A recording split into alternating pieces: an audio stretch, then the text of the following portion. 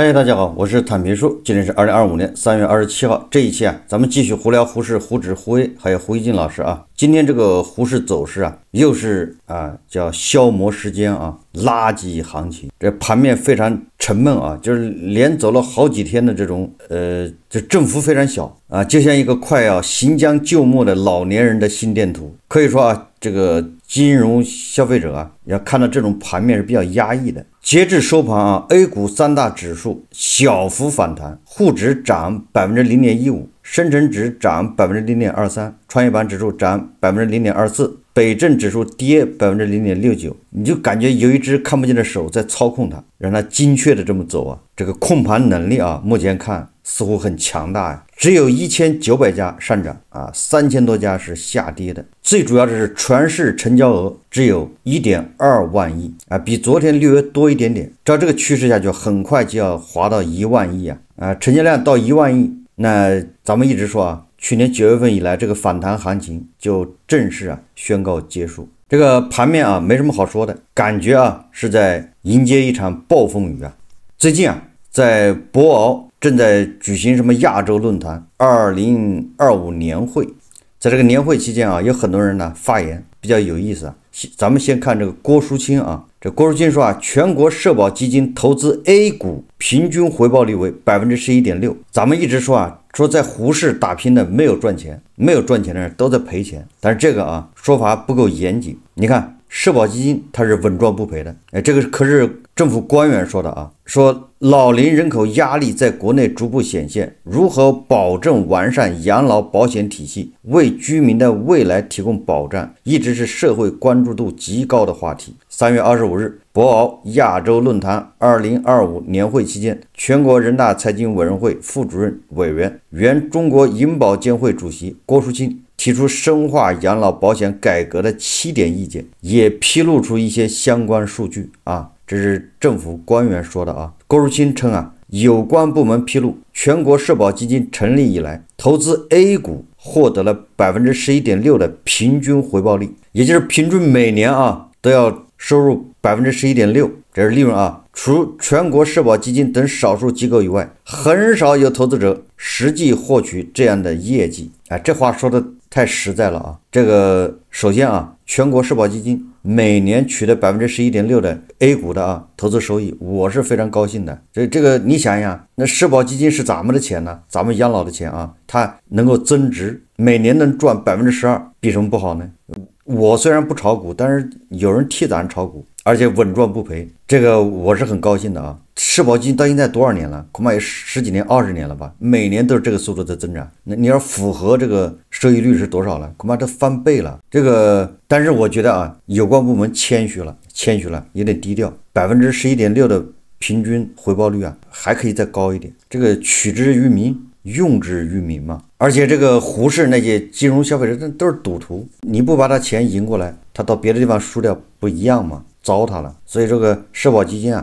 这现在去替全国人民干好事把这些赌徒的钱把它集中起来，集中力量办大事嘛，把那些赌徒的手上的钱把它拿到大头那儿去。这个也符合维维老师的这个指导精神也符合加头老师这个一贯的理念。所以我个人觉得2025年这个社保基金步子要大一点，胆子再大一点步子再快一点。 11.6% 是不行的，争取到 20%。 今年行情好对吧？又有一批小白进来了。当然这个大家也不要多想因为这个有关部门说了为什么社保基金赚钱呢，而那个其他的散户不赚钱呢？大家不要想歪了有很多人肯定就说你看你又是裁判员，你又是运动员，你想赚多少都行，也不能那么说因为咱们郭淑清说了，原因在于多数投资者都着眼于短期亏损，就是短期盈亏存在从众心理，常常表现为高价买入，低价卖出，事实上就是追涨杀跌。郭淑清说由此可见，跨越危机周期，规避短期炒作的投资，能够获取正常合理的较高回报。这个听了之后特别解气就是我觉得这个郭淑清这个话听完之后神清气爽。这个就是什么意思？就是告诉那些赌徒你输了钱，你活该，对吧？也就是说你把你钱赢了还得侮辱你一方，对吧？你的智商有问题，你追涨杀跌，这个金融消费者无地自容不不仅这个损失了钱财，而且还对吧，遭到这个无情的嘲笑。你是技不如人啊！不要想多了啊！最后这个郭树金说啊，他说社保制度啊公平问题一直备受公众关注。郭树金指出，2024年城乡居民养老金平均每月约240元，仅相当于农村人均可支配收入的12%，低保标准的40%，远不能覆盖基本生活开支。职工养老金是居民的14倍，存在着很大的待遇差距。这个说的我又支持啊！你看看啊，这个城乡居民养老金啊，每月只有240，平均啊太低了。所以我是支持这个社保基金在湖市啊多赚一点，赚的越多越好。这样的话，给这个城乡居民养老金，尤其是农村的，对吧？你给他140，一下提到240，别一年涨20，那个对吧？确实少了点。这个广大的金融消费者他是支持的，他们不反对啊。所以这个啊，说归说，笑归笑啊，我们要搞清楚，如果一个市场它没有内生的这种赚钱的能力，没有内生的造血的能力，也就是说它的这些上市公司啊，它的主体啊不是那个盈利特别强的，你比如说英伟达一年赚多少钱，苹果赚的那个钱都数不过来，就是你的这个湖市啊，如果都是这种公司啊，每年大量的利润，我们的湖市啊，你也不能说不赚钱，赚钱是谁呢？赚钱是几大银行、工行、建行，你把这几大银行加到一起，还有中石油、中移动，那咱们整个资本市场啊，80%以上的钱就这么几家公司赚的，剩下的5000多家啊都是在赔钱，或者是那种赚的钱可以忽略不计，或者是他这2年赚钱，明年一把全给你亏掉啊，就玩那种数字游戏啊，很多公司都这样的。你看那房地产公司以前赚钱的时候，一年啊净利润是20亿、50亿、80亿，亏损是一年就亏400亿、500亿，主打是一个刺激，主打是一个调节啊，什么意思？就是说这个整个的资本市场啊，它那个上市公司它没有很强的盈利能力，也就没有给这个市场造血的能力，那它就是一个叫零和博弈，甚至是负的，因为你这个交易是有成本的，印花税要收走，对吧？这个大股东要减持，钱要拿走。IPO 钱要拿走，对吧？这个券商还要手续费拿走，你看它就是个零和游戏，它是负的。这个时候有一个重量级选手，他的名字叫全国社保基金，他也是参与方呢，他是不能赔钱的，他每年不多赚啊，每年就平均赚12%，也不多拿。你看人家控制的挺好，完了，他本来这个市场是他这个零和，他本来就大家都往里垫钱，结果有个人还拿钱走，拿12%走，那你说这钱谁掏呢？就是我反正想不明白啊，这钱到底谁付的呢？做好事不留名，也就是说这些人他在为社保基金夯实社保基金、充实社保基金，在做默默无闻的贡献，做好事不留名。金融消费者他总是想着别人来买单，到底谁买单呢？这个还没说国家队啊，国家队也不能赔钱呐。那中央汇金拿了好多真金白银来救市，那钱也是全国人民的啊，这大头的钱，那是不能少的。那这个单又是谁来买呢？这个金融消费者啊，赌徒啊，他总认为买单的是别人，自己是那个幸运儿，能够乱中取胜呢？难道是量化基金买单吗？我们看看啊，这个专家呀，经济学家啊，吴小球，他呀在这个2025全球南方金融家论坛，他谈到啊，金融改革，资本市场需要进一步推动制度、规则、工具方面的改革。大家看视频啊，如何才能把中国资本市场发展好？但是过去的相当长时期里，这个问题没有得到解决，从而才会有在3000年左右徘徊的这样一个尴尬局面。我们已经告别了那样一个令人迷惑的市场状态。这个主要是因为现在我们真正的深刻理解了在中国发展资本市场的战略意义，真正理解了我们用什么样的办法、什么样的思维、什么样的理论以及什么样的战略去发展中国资本市场。我们找到了一条，或者我们正在找到一条正确发展资本市场的一个道路。这里面首先是中央对资本市场的定位非常明确、非常正确，把资本市场在经济运行和金融活动中定位是一个枢纽作用。所以中央金融工作会议特别是要有一句话充分发挥资本市场的枢纽作用。这句话对资本市场在未来金融改革和经济发展中的特殊作用做了非常精要的概括。以前从未有过这样一个概括，就是说呢，这个市场没有今天这个状况，我们在理念和战略的定位上是非常正确的。中国处在一个经济结构转型和产业升级迭代的特殊时期，在这个特殊时期科技创新、科技引领和科技推动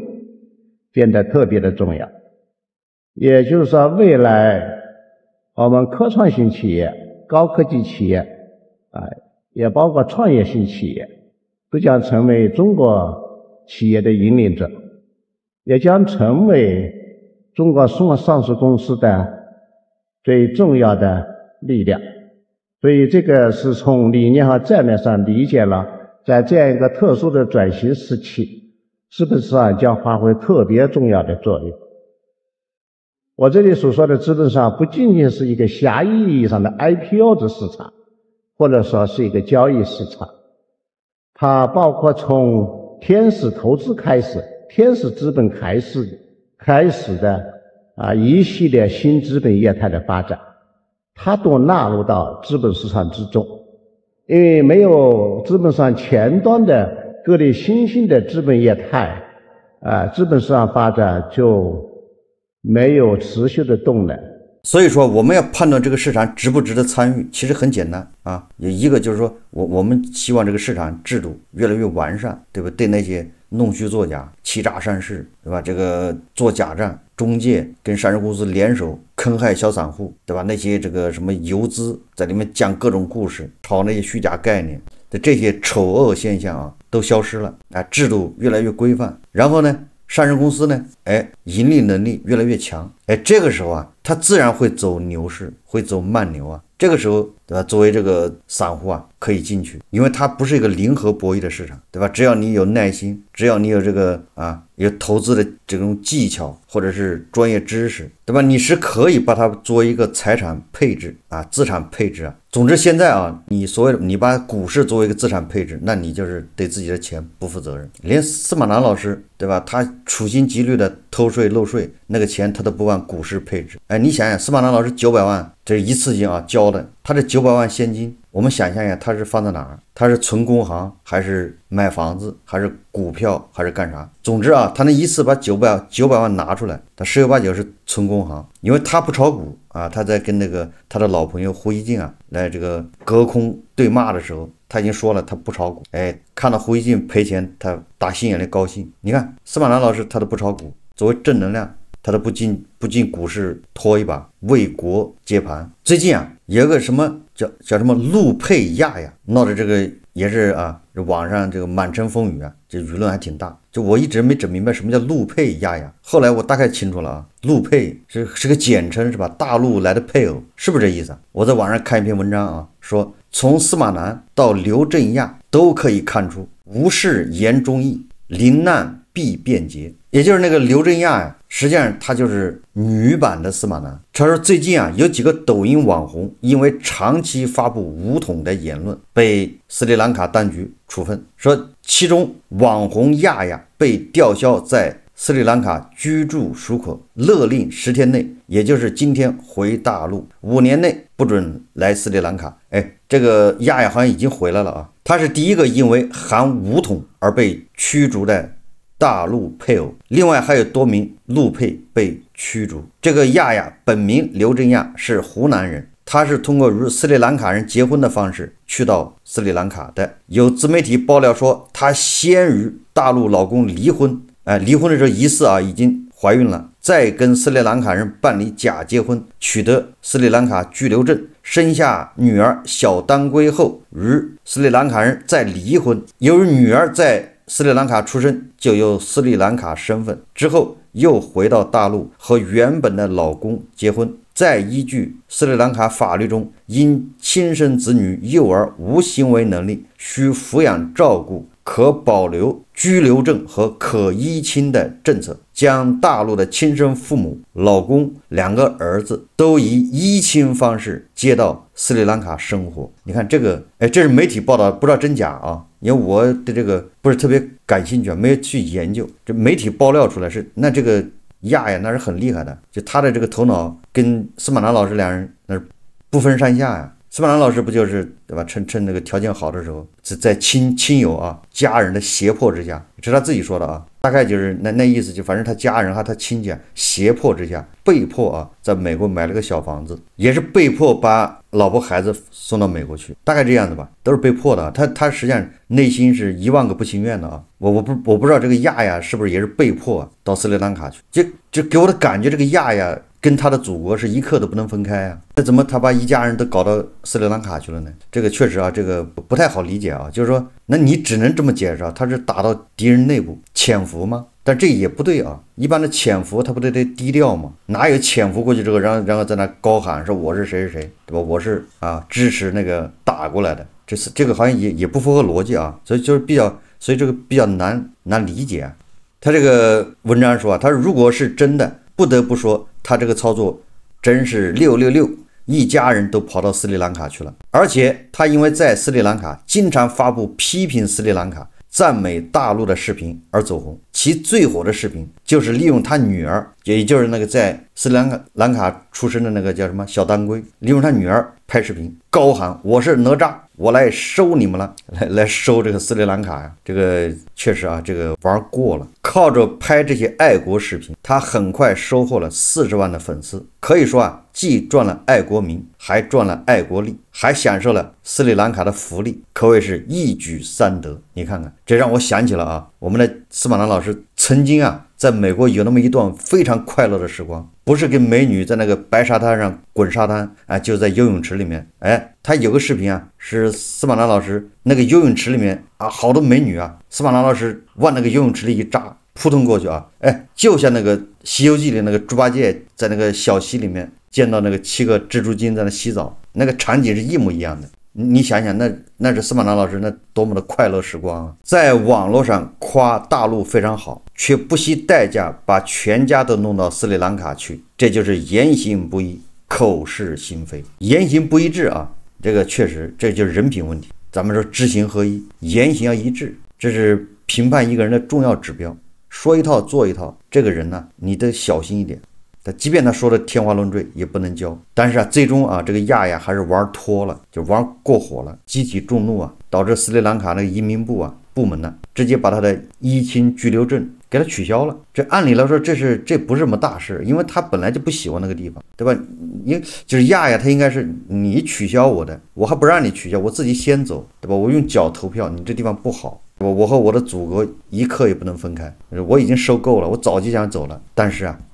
这个亚呀又采取了让大家看不懂的操作方式，妄图啊利用各种手段，他还想留在斯里兰卡继续他的潜伏工作，但是他又不是潜伏，他已经暴露了嘛，所以说这个不太好理解啊，他就死活不走，利用各种手段，还准备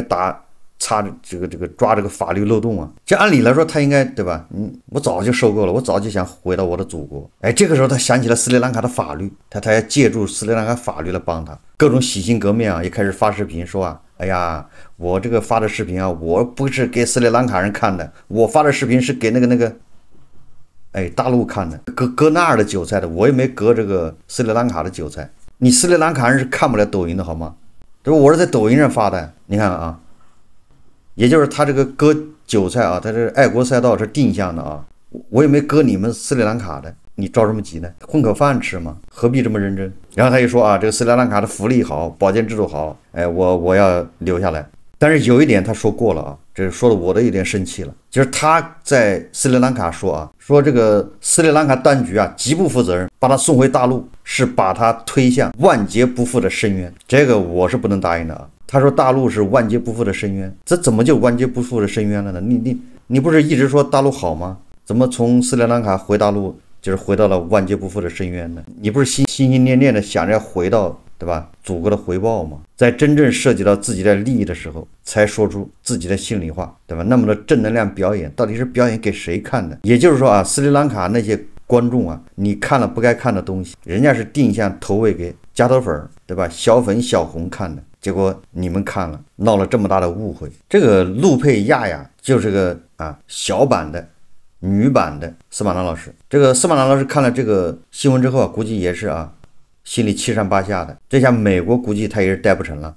我相信啊，他现在还在母亲的怀抱啊，但是他某个时刻是不是想过干脆远走他乡，再次去美国，对吧？那再次这个感受一下那种温柔之乡啊。美国是天堂啊，这是司马南老师说的，去天堂。但是现在呢，看了这个斯里兰卡这种做法啊，司马南老师恐怕内心有一丝惆怅，因为这个美帝啊，他现在也在不甘人世。那个万斯啊，对吧？永远健康的万斯，还有身体比较健康的卢比奥，他们现在都在驱赶就是那些什么支持哈马斯的支持巴勒斯坦的，对吧？你要支持他，他就让你驱逐出境。这个是司马南老师心中隐隐的痛是有个疤在那儿。这美帝人家说了，你骂美帝都不要紧你骂特朗普也不要紧，但是你要支持哈马斯，你要支持巴勒斯坦是吧？那你请离开美国。这个司马南老师他都已经把那个哈马斯的那个叫辛瓦尔都封圣了，他这个情况恐怕进美国都进不了不是有传言吗？要去美国的话，美国要查你的社交媒体当然了，我们的胡锡进老师对这种事情那肯定是要评论一番的胡锡进老师今天发了个微博，他说台湾，他说的就是斯里兰卡当局驱逐了多名公开支持什么大陆配偶，这遭到岛内很多人反对。他说在岛内特有的舆论环境下，那些陆配有权利那样表达，拆散他们的家庭不仅非法，而且严重有违人道主义基本精神。我觉得胡锡进老师搞错了这个拆散他们实际上是有利于他们身心健康，要不然他时间长了会精神分裂他斯里兰卡是水深火热，对吧？这个母亲的怀抱是多么好，结果你让人骨肉分离，对吧？虽然他那边有孩子孩子那个骨肉对他来说不重要嘛，他更需要精神上的，就跟胡锡进老师和俄罗斯的关系一样嘛，对吧？虽然胡锡进老师生在长在新中国，但是他还不是心心念念的，对吧？这个向往俄父嘛，俄爹嘛，是一个道理他主要是精神上的这种折磨。那这个陆配这些人，他一刻都离不开自己的祖国，然后完了之后你不成全他们，时间长了会导致他们就是身心健康受到极大的影响。我想胡锡进老师他应该是深有体会他能理解胡锡进说大陆网上有多少有少数人呢对被驱逐的这个陆配冷嘲热讽，说他们求人得人。胡锡进说他说如此发生的人很差劲，他们在大是大非上糊涂了，客观上在帮1450的忙。下面就是胡锡进老师犯错误了这个非常危险。我觉得司马南老师应该拿着这个去举报说不定举报信已经写好了，已经寄到有关部门了。胡锡进老师下面一段非常危险，他说的他说那些在斯里兰卡高呼统一的人，无论他们那样发生的场景和原因是什么，我们通常都应视为他们为勇敢的爱国者，没有特殊原因，不应冷淡消极对待他们。斯里兰卡现在如同前线，每一个真诚呼喊统一的人都应该受到我们大陆社会的尊敬。当他们因此而遭遇迫害时，我们应当给予他们是同情，是支持和安慰。任何在这个时候落井下石的都是不应该的，甚至是可耻的。你看这胡锡进老师是不是又在准备犯错误了？这个陆配他们的表态符合国家政策吗？好好研究研究国家政策从来没有说公开说要武统斯里兰卡，只是说反对斯里兰卡独立。这胡锡进老师又开始自己往前画红线。某种程度上这陆配亚这种人实际上他不仅起不到和平统一的这个作用，反而起反作用。他们是低级红高级黑，他们只会增加别人的反感，他们实际上是制造分裂，制造对立。这胡锡进老师他居然支持这种做法，说白了就是胡锡进他也支持制造两岸分裂，对吧？如果你理解不了国家政策，那你就不说话，你过你的日子就行。如果你说你理解，对吧？那你顶多表达就是反对斯里兰卡独立，你顶多这么说胡锡进为这些人打掩护，明明知道这些人无非就是想割爱国流量，在爱国赛道上分一杯羹，对吧？就是来提供一些情绪价值，来糊弄那些小粉小红。实际上这个这种言论是严重违反这个政策的希望这个司马南老师要抓住胡锡进这个这种犯的错误要积极举报。司马南老师要上演一出大义灭亲好，这期节目我们就聊到这里，感谢大家收看。如果喜欢我的节目，欢迎订阅转发，也可以在下方留言评论，谢谢大家。